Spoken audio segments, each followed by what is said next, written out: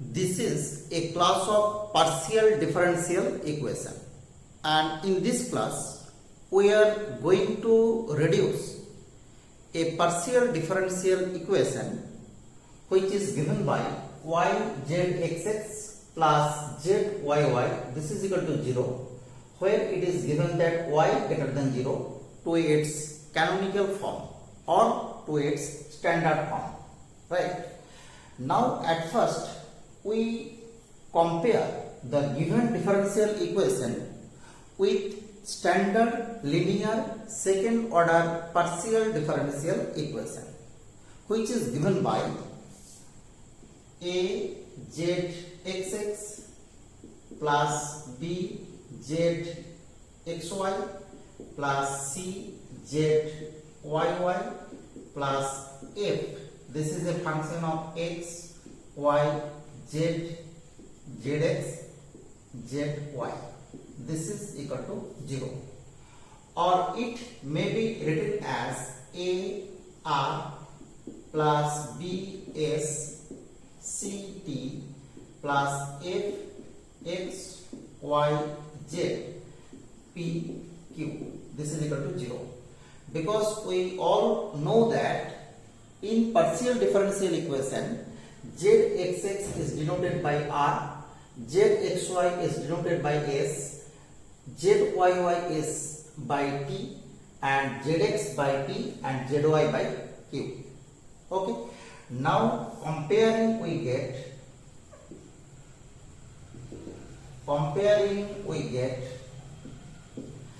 here we get a, this is equal to y, b, this is equal to 0, and c, this is equal to 1, and f, this is equal to also 0.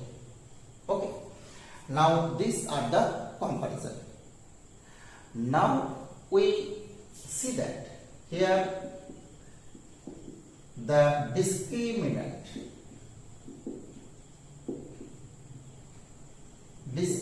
d. What is d? D is b square minus 4ac, right? And this is given by 0 square minus 4 into a means y into c means 1. So this is minus 4y. This is less than 0 because y greater than 0 it is given, right? So we can say that since d less than 0 is determined here, so given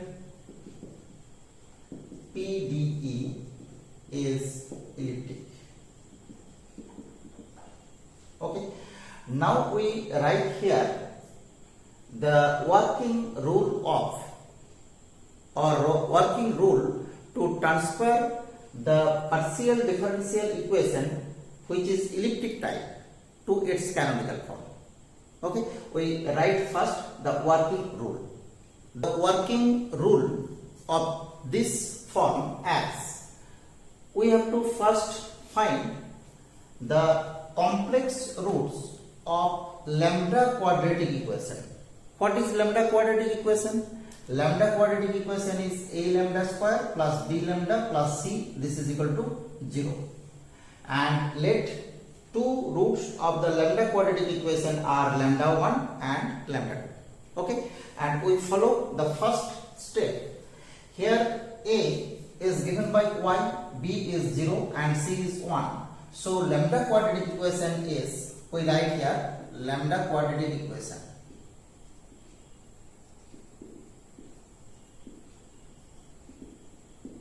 is, this is y lambda square plus 0 lambda plus 1, this is equal to 0. So lambda square, this is equal to minus 1 by y. So we get lambda, this is equal to plus minus I by root y. Okay, and here lambda 1 is I by root y and lambda 2 is minus I by root y. We get two roots from this equation. This is the first step, and the second step is we have to find the solution of the characteristic equation. What are the characteristic equation? These two are the characteristic equation. So we write here the characteristic equation are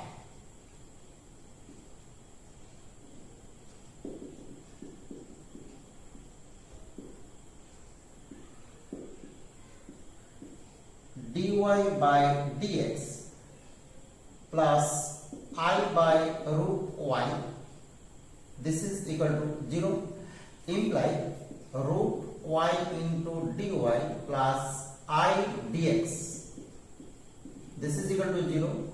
So we get this is 2 by 3 into y to the power 3 by 2 plus ix, this is equal to c1, and we write from this step as the first solution we name this is alpha, and the second solution we name this is beta. That is, the solution of this is alpha and the solution of the second equation is beta. So alpha, this is equal to 2 by 3 y root y plus ix. Okay, and similarly another characteristic equation is dy by dx minus I root y, this is equal to 0. So we directly write beta, this is equal to 2 by 3 into y root y minus ix. Okay, we get alpha and beta. So we complete the step 2. Now in step 3 we see that we choose to another variable, okay, relating alpha and beta, and the first is xi and the second one is beta. So we get xi, this is equal to half alpha plus beta, and this gives if we add alpha plus beta, then we get 2 into this, so we get half into 4 by 3 into y root y. So we get 2 by 3 into y root y. And similarly eta, this is given by, we write here, this is not half, this is 1 by 2y. Okay, in the working rule there is 1 by 2y. So we get 1 by 2y into alpha minus beta. So clearly this is x. So we get xi and beta. Okay, now we have to find the value of small a, small c, small f, small b. What are smalls a, b, c, f? We write already here the formula of small a. Formula of small a is capital A into xi x square plus capital B into xi x, xi y plus capital C into xi y square. Okay. B, this is equal to 2a xi x eta x plus b into xi x eta y plus eta x xi y plus 2c into xi x eta x. And C is capital A into xi x square plus b xi x eta y plus c eta y square, and F is as. Okay, now we first find the value of xi x, xi y, xi xx, xi yy, xi xy, and similarly for eta. And we first find xi x. This is clearly 0 because xi is a function of y. So xi xy, this is also 0, and xi y, this is 2/3 into 3 by 2 into y to the power 3 by 2 minus 1. So we get this is root y, because 3 by 2 minus 1 means half. So we get xi y, this is equal to root y, and xi xx, clearly this is equal to 0. Xi yy, this is given by half root y. Okay, so we get xi x, xi y, xi xx, xi xy, xi y. All the derivative of xi we already find out. Now eta x, this is equal to 1 because eta is x, eta y, this is equal to 0, eta xx, this is equal to 0, eta yy, this is equal to 0, eta xy, this is also equal to 0. Now we put the value of all the derivative of xi and put the value of all the derivative of eta in the formula of a, b, c and a. We write here small a, this is given by small a. Capital A is y, so we put here y into xi x means 0. So this is 0, this is also 0, and here xi y square. So we get xi y is root y and c is 1, so we get this is y. Okay, because xi y is root y. And b, what is b? We get small a, this is equal to y first, right? And what is small b? Small b is 2a xi x xi y. Since xi x equal to 0, so this term is 0. And here eta x is 1. So we put the value, this is 0, and the second term is also 0 because b is 0. And for the third term, we get xi x means 0, so we get this is 0. Okay, this is 0. And we find c is a into eta x square. A is y and eta x is 1. So this is first term is y, and clearly second and third term is obviously 0 because eta y is 0 and so both the term are 0. So we get c, this is equal to 0. So we get a equal to this, b equal to this, c equal to this. Now we find the value of f. What is f?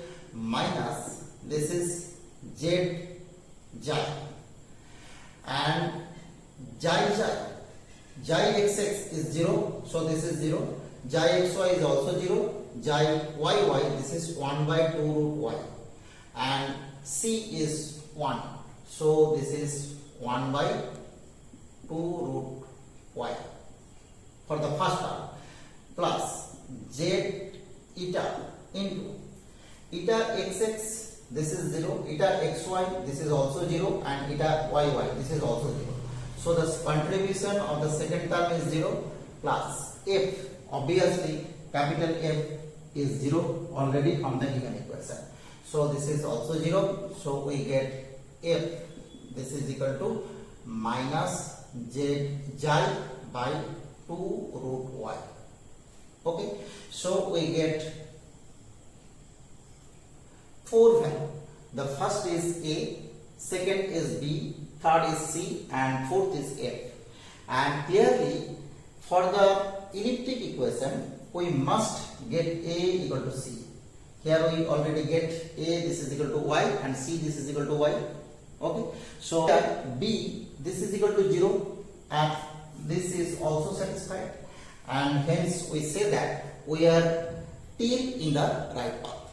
Okay, so we find out the value of phi. What is the value of phi? We reach in the fifth step. The value of phi, this is equal to f by a.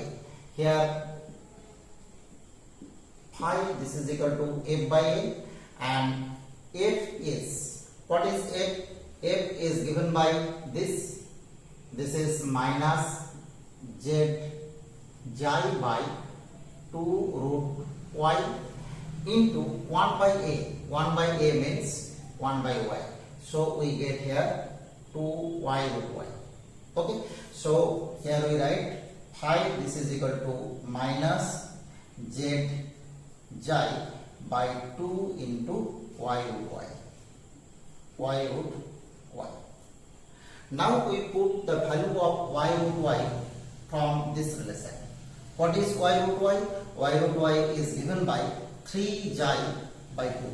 So we get minus z xi by 2 into this 3 xi by 2 and that is this is minus z xi by 3 xi. Okay, now at the last stage, from here we see that the canonical form of the given equation is, canonical form is